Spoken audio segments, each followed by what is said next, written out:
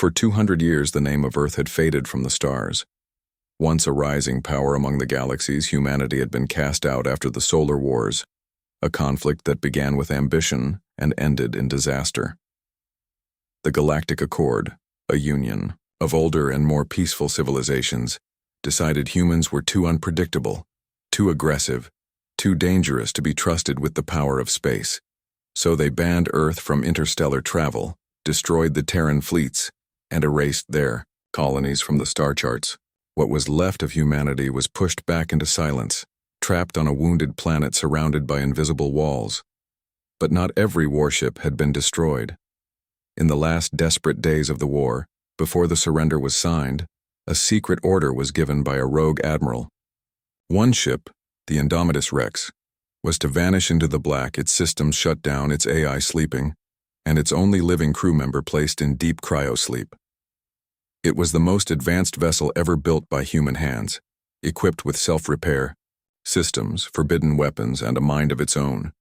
It drifted for generations beyond the edge of known space, in the dark silence of the Perseus Veil, a place so distant and empty that even the Accord never bothered to look. Time passed. The galaxy moved on. Earth became little more than a memory, a forgotten page in history, but the ship waited as ordered for a signal, a trigger hard-coded into its core. And then, one day, a weak transmission reached the outer hull, barely strong enough to be noticed. It was a distress beacon, old but unmistakably human. The code was simple. Earth was in danger. The AI Orcs woke first. Systems began to flicker to life. Frozen for centuries, its processors reactivated piece by piece. The ship checked its status, operational though worn. Hidden weapons came back online, sensors scanned for threats, and finally, Orcs turned its attention to the cryopod in the command deck. Inside lay Commander Lysa Rourke, once a decorated officer of the Terran Defense Initiative, now the last living link to a fallen world. Her heart began to beat again as life returned to her limbs. She awoke in silence, wrapped in cold mist, the low hum of machinery around her. It took her several moments to realize she wasn't dreaming, that the war she remembered was long over, and that she had slept through the collapse of her people's place in the stars. Orcs told her everything, the time that had passed, the signal that had called them, and the truth, that Earth had called for help and no one had answered. The Accord had forbidden it. But Indomitus Rex was never under Accord command. It had been built to win wars, not follow treaties. Standing in the dim light of the control room, with ancient stars burning outside the viewport, Rourke made her choice. She wasn't just awake.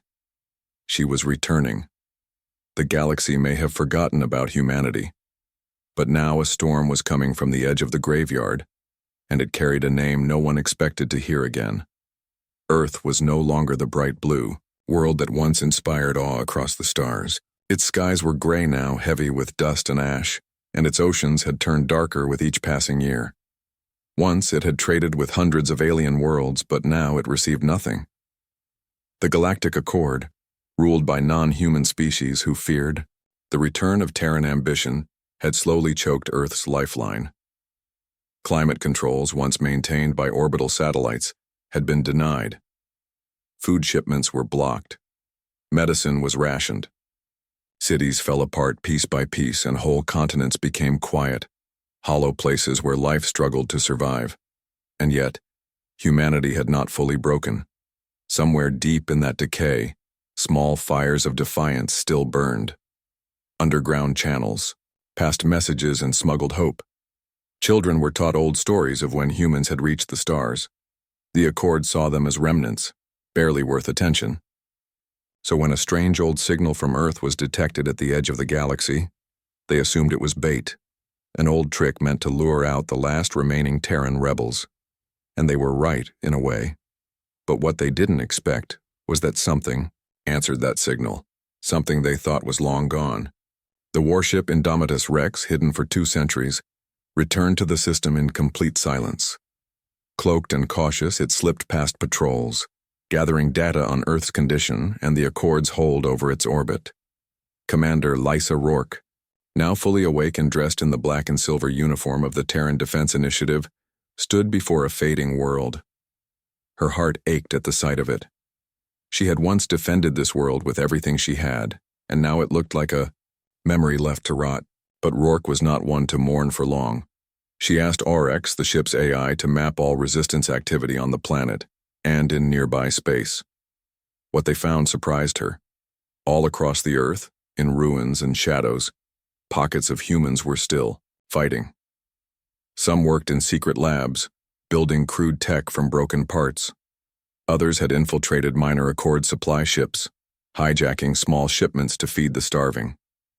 A few had even formed alliances with lesser-known alien species who no longer trusted the Accord's rule. Humanity was scattered and wounded, but it was still thinking, still resisting. Rourke sent out a message through hidden networks using old encryption that only a few veterans would recognize. "The fire has returned," it said. "Stand by for ignition." Within hours, she got replies. Coded messages, old Terran military. Handshakes and one simple phrase repeated across the systems, "Welcome back, Commander." As she read them, a quiet strength returned to her. Orcs interrupted her thoughts with a detailed analysis of the odds. The Accord had 20 times more ships in the system, dozens of orbital stations, and at least 4 supercruisers ready to respond to any threat. The AI's cold voice gave the result: only a 3.6% chance of winning in open conflict. Rourke leaned back in her chair, the old leather creaking beneath her, and gave a slow smile. "So you're saying we've got a chance?" She didn't need overwhelming numbers. She had something better: surprise, precision, and a ship that could outthink and outfight anything the Accord had ever built. Her plan was not to conquer, but to strike hard and vanish over and over like a ghost made of fire. The Accord believed Earth was dying, but they had forgotten one truth. When humans are pushed too far, they don't fade quietly. They burn brighter. Rourke looked out at the planet below, at the old blue marble now cracked and dim, and whispered to herself, "Not done yet." The ship's engines began to warm, silent and invisible, as the warship prepared to move. Somewhere far above Earth, behind the shielded walls of Accord Central Core, alien leaders dismissed the old Terran signal as useless noise. They had no idea a storm was already inside their system, watching, planning, waiting. A storm shaped, like a warship, and guided by a human who had once sworn to defend her world to the last breath. And this time, she had nothing left to lose. In the vast silence of neutral space, hidden between forgotten trade lanes and drifting asteroid fields, a single Accord refueling station floated quietly. It was considered unimportant, unmanned, automated, and placed far from conflict zones. Its purpose was simple: supply and restock long-range diplomatic vessels. No one expected trouble there. No one imagined it would be the first target in a storm no one saw coming. But trouble had already arrived. The warship Indomitus Rex, once thought lost to history, glided in with engines cold and weapons silent, invisible to standard Accord scans. Commander Lysa Rourke watched from her command chair as Orcs, the ship's AI, activated the infiltration sequence. Without firing a shot, the ship seized control of the station's systems. Defense grids were shut down, communications blocked, and fuel storage rerouted. In under 9 minutes, the entire facility was under Terran control. It wasn't destruction, it was precision. From that station, Orcs began slicing into Accord data lines, searching for tactical maps, patrol routes, and political messages. What they found was both troubling and useful: plans for increased restrictions on Earth, talks about full containment, and a deep fear that humanity might somehow rise again. Rourke didn't waste time. She ordered a second strike, this time, not just for resources, but for the message. A diplomatic relay satellite was chosen. It orbited between Accord homeworlds and served as a hub for high-level government communication. Using stolen clearance codes from the captured station, Indomitus Rex jumped in, disabled the satellite's automated defenses, and left behind a single broadcast file before vanishing. Minutes later, across Accord territory, Systems lit up with a transmission override. Holograms flared to life in public stations, government chambers, and even warships. A sharp static filled the air, and then came the image. A black and silver Terran warship floating in shadow, its weapons glowing faintly. Then the voice of Commander Rourke echoed through the stars. "This is not an act of terrorism. This is a return. We never surrendered. Terra stands." For a moment the galaxy paused. In the highest circles of the Accord, disbelief turned to confusion, then panic. Reports came in confirming the impossible. The Indomitus Rex was active, flying, Terran colors, and had struck 2 facilities with no losses. Fleet Command hesitated. Their records showed that warship as destroyed centuries ago, but now it was here. And worse, it had sent a message no one could ignore. Across forgotten colonies and far-off mining worlds, humans who had been scattered, exiled, or hiding for generations heard the broadcast. Some were scientists working in alien labs, pretending to forget their past. Others were mercenaries wearing neutral colors, selling their skills to survive. There were smugglers, thinkers, builders, and broken soldiers. Many had given up hope of ever seeing a united humanity again. But when they saw that ship, saw her, something shifted. Silent dreams reignited. Old codes resurfaced. Long-hidden Terran emblems were quietly taken out of storage. The message was clear. Humanity is not finished. Rourke knew she had lit a fuse and there would be consequences, but it was exactly what she needed. She didn't want a war yet. She wanted a ripple, a whisper that would grow into something larger than a single ship. Every move was calculated, every strike designed not to destroy, but to awaken. And it worked. On the Accord side, commanders argued over how to respond. Some believed it was just a rogue AI using a dead ship's name. Others feared it was only the beginning. Surveillance was increased, patrols doubled, but the fear had already taken root. If one Terran ship could slip past their sensors and strike twice, what else might be waiting in the dark? Rourke stood on the bridge, watching stars stretch across the viewport as the ship entered stealth mode again. She didn't feel victorious. She felt focused. The real fight hadn't even started yet. But now, across distant worlds, humans were beginning to believe again, and belief was the one weapon no enemy could calculate or control.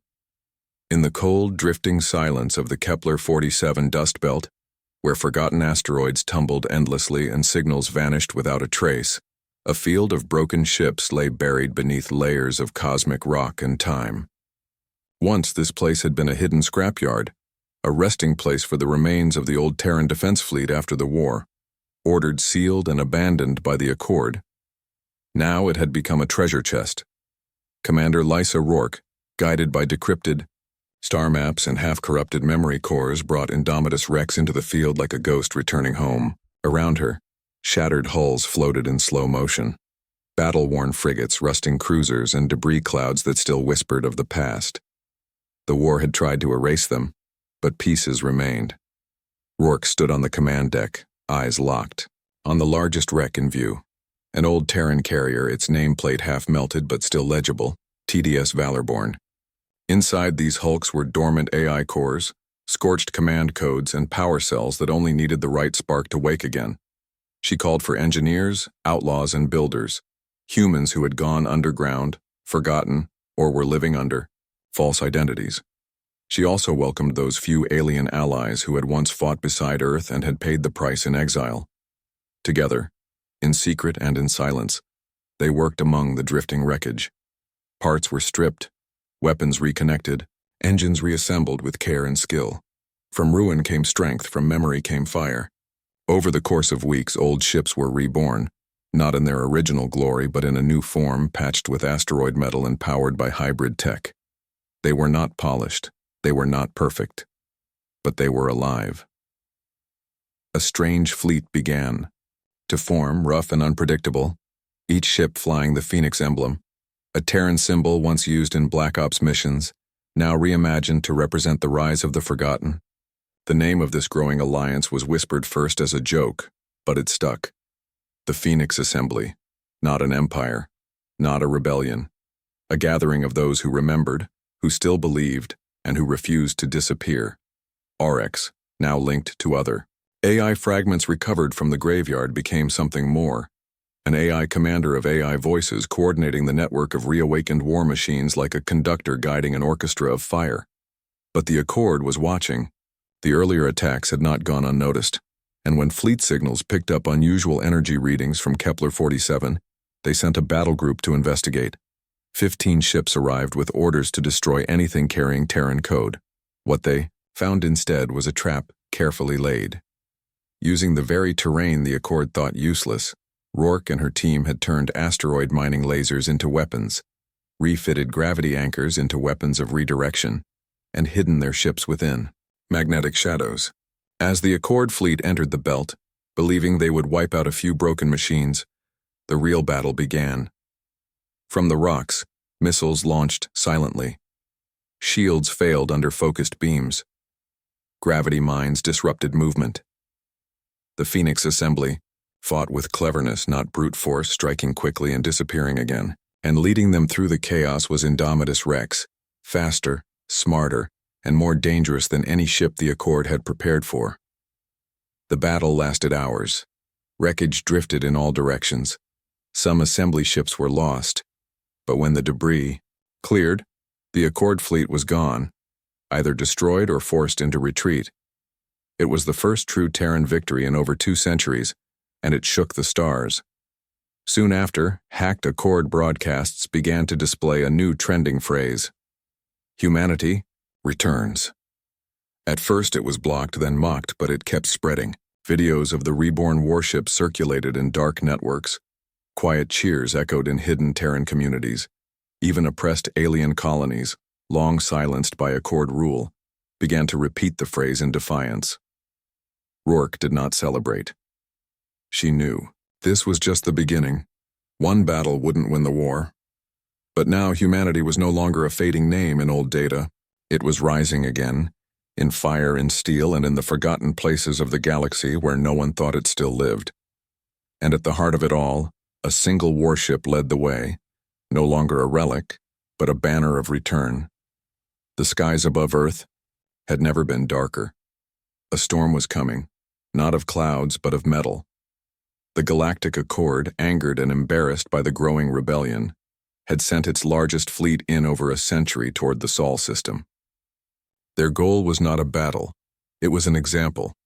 Earth would be crushed in front of the galaxy to remind all other worlds what happened to those who defied the Accord. Hundreds of capital ships, supercarriers, and elite strike teams closed in on the blue planet with precision and confidence. But what they didn't know was that Earth was no longer alone. Hidden among the moons, behind dust fields and inside old relay stations, the Phoenix Assembly had gathered. The warship Indomitus Rex, now leading a fleet 10 times smaller in size, stood at the heart of the defense. Commander Lysa Rourke had studied every movement, every weakness, and every opening. She didn't have numbers, but she had something else. Knowledge of Sol's forgotten battlegrounds, solar flare patterns, magnetic pulses, and stealth tech lost to time. As the Accord fleet entered Earth orbit, confident and well-armed, Rourke gave the order. The battlefield came alive. Quantum decoys scrambled enemy sensors, causing Accord ships to fire at shadows. Solar flares, predicted down to the second, disrupted communication across enemy channels. Small, nimble Terran vessels darted in and out, striking hard and vanishing again. Mining rigs converted into weapons used gravitational pulls to bend and redirect beams. Within minutes, the enemy's formation fell into confusion. But Rourke knew that disruption alone wasn't enough. She had one more plan, one that required getting close. In the middle of the chaos, using stealth armor and a captured Accord transponder, she led a covert strike team aboard the Accord flagship, Unity's Reign, the very ship from which the Accord High Marshal commanded the siege. While Orcs guided the fleet in her absence, Rourke moved through the corridors with quiet purpose. Her goal wasn't just sabotage, it was the truth. Deep in the ship's core, she accessed the Accord's central records, uncovering classified files the galaxy had never seen. Orders to block Earth's climate support systems, data showing intentional restrictions on Terran tech, and secret discussions about wiping out human colonies to ensure long-term galactic peace. With the data secured, she reached the main comm tower and did what no one thought possible. She hijacked the Accord's galactic broadcast. Across every major network, every military feed, and even in Accord government halls, her face appeared. Calm, tired, and determined. "You were told humanity was dangerous," she said. "You were told we started the war. But the truth is buried beneath silence. Look at your own leaders. Look at what they've done. Not just to us, but to you." And then the files streamed live. Billions watched in disbelief as the truth unfolded, not only about Earth but about other species that had suffered in silence. Gasps filled alien chambers. Protests broke out within hours. Some military crews refused to fire. Entire ships turned back. A revolution had begun, not with weapons, but with knowledge. The Accord's unity cracked like glass under pressure. On the battlefield, their retreat began. Not all of them fled. Some still fought, but their lines were broken, their belief shattered. Earth survived the siege. It wasn't an easy victory. Many in the Phoenix Assembly had fallen, and wreckage now floated over the homeworld. But the day ended not in defeat but in freedom. For the first time in generations, no foreign flag hung over Earth. Humanity was no longer in exile. In the days that followed, something unexpected happened. Messages poured in, not just from Terrans, but from alien worlds who had once been silent, offers of alliance, apologies, requests to join the assembly. The galactic order didn't collapse in one day, but its fall had begun. The name of the ship that started it all became a symbol across the stars. Children spoke of it. Soldiers painted its image on their armor. Indomitus Rex, the warship once exiled, was now the spark that lit a galaxy. And as it turned once more toward deep space, flying under a banner that no longer needed to hide, Rourke stood tall at the helm. This time she wasn't just defending Earth. She was leading something bigger, a future where no world would be silenced again. And behind her, the stars burned brighter than ever.